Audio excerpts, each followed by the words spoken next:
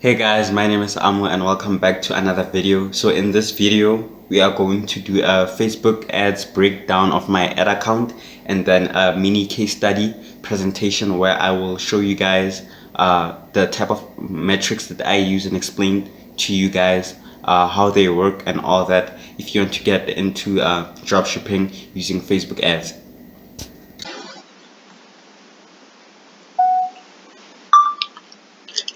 Okay guys, so we are in my ad account right now, and right now, I've set the date to the 25th of November. So this was on Black Friday. Okay, so this was on Black Friday. Okay, so I set my budget to 1,500 daily. So we're spending 1,500 daily on the ads, and on Black Friday I got 11 results. So results are basically the purchases, right? 11 purchases that Facebook recorded. Sometimes Facebook doesn't record properly, but it recorded 11 of those results. Okay, so let's say because on the store the products that I sell are between 500 and 1,000. Let's say people bought an item worth 500, so you just multiply 500 multiplied by 11 to figure out how much I actually made on that day. Okay, so that would be the minimum. But yeah, so this ad reached 10,000 people. Okay, and then impressions 13,000. I'll explain these things in the presentation that I prepared for you guys. So right now, just going a mini breakdown. Okay, cost per result. So this is actually how much it cost me to get each sale. Okay, so it cost me basically 78 rand. So basically, 80 rand to get each sale. So all those 11 results, each of them cost me 78 rand. Okay, so and in total we've spent 800 rand on the day for the ads. So even though we set the budget at 1,500, we spent basically 866 rand. Okay, so let me show you how many results I've got from the 25th till today, which is the 28th of November, right?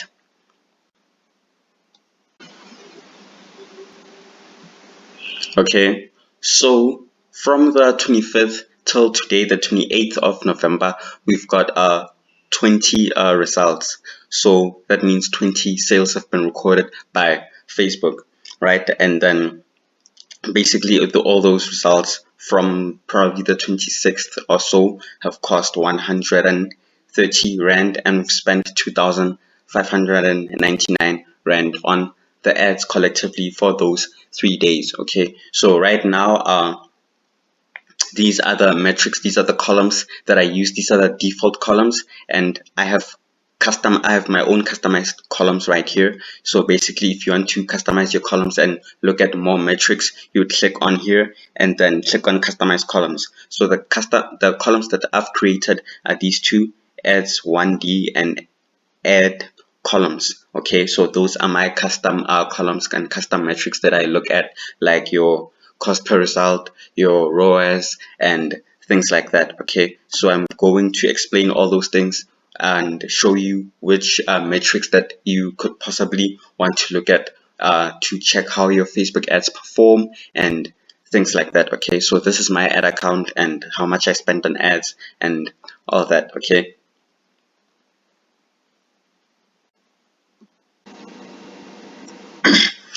Okay guys, so understanding your Facebook metrics.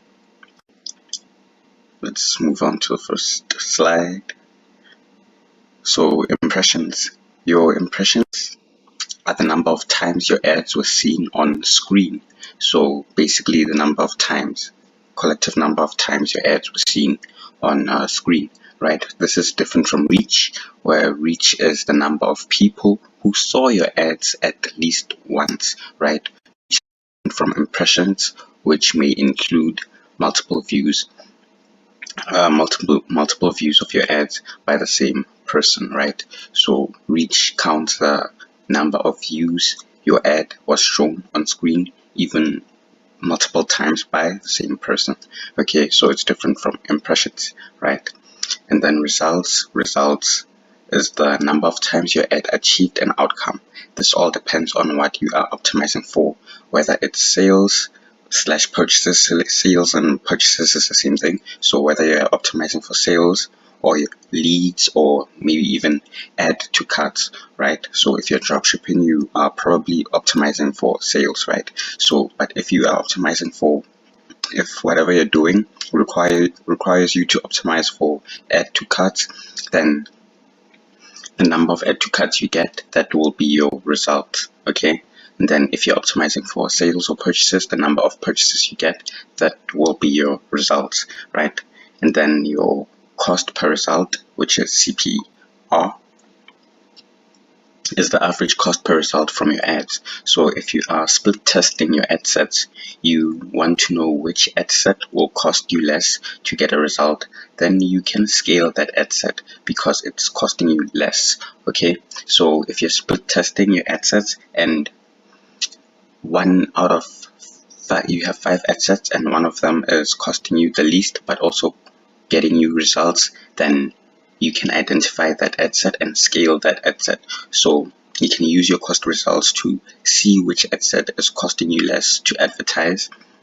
As long as that ad set is getting you sales, then you can scale that ad set, right? Let's move on to the second slide.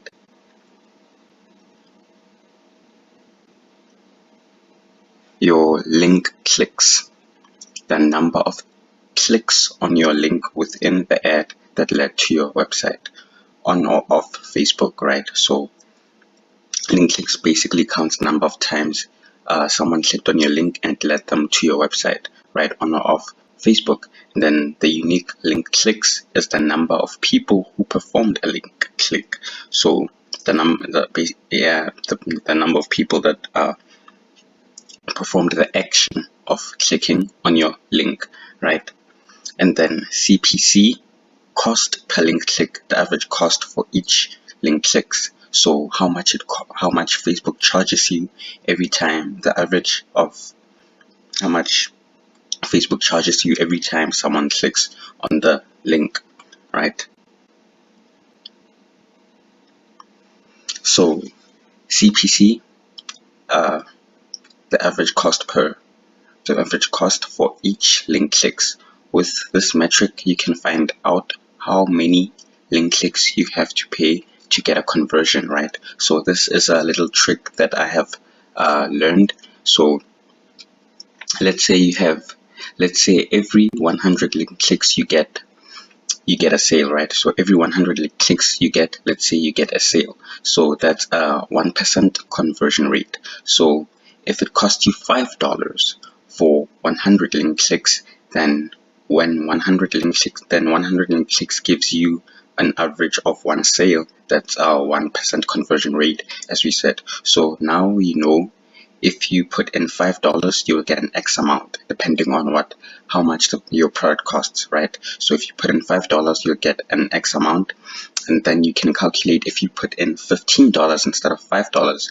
So if you put in $15, in that you could get around 3 sales, so, and which is an X amount, right? So depending on how much your product is, you can get that amount, right? So if you put in $5 and you know for every 100 link clicks, right, you get an average of 1 sale. If you put in $5, then you know that if you get 1 sale putting in $5, then potentially putting in $15, you could get 3 sales, and 3 sales will get you an X amount of money, right?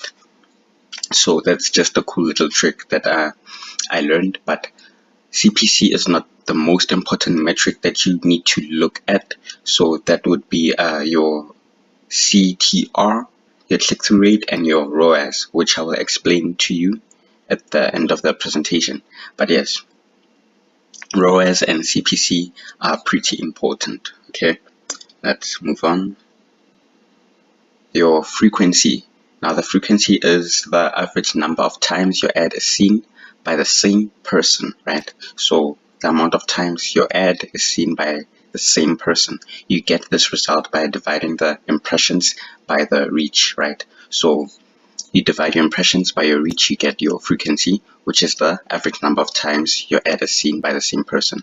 Try and aim for a 2.5 frequency. So on average, a person would have seen your ad 2.5 times. So if your frequency is 2.5, that means on average, the same person sees your ad 2.5 times, right? So yeah, CPM, cost per 1,000 impressions. How much does it cost you to get 1,000 impressions, right? So that's your CPM. This number depends on what you are advertising and where you are advertising. Some campaigns have a much higher CPM than others. Maybe your targeting is poor, or you're not reaching the right audience, or your ads are not getting people's attention, so Facebook charges you more. So the better product you have, or the better ads you have, the more easier Facebook will or the more easily Facebook will get will get you sales, will get you people that can convert, right? So if you have poor targeting or poor ads or poor product, you're just making it difficult for Facebook to actually get you a sale, and then they will charge you more. So if you have a good product, good target audience, and it's easy for Facebook to get you sales, then they'll charge you less because they want you to get more sales. So you put in more money into your ads and they make money, right? So yeah.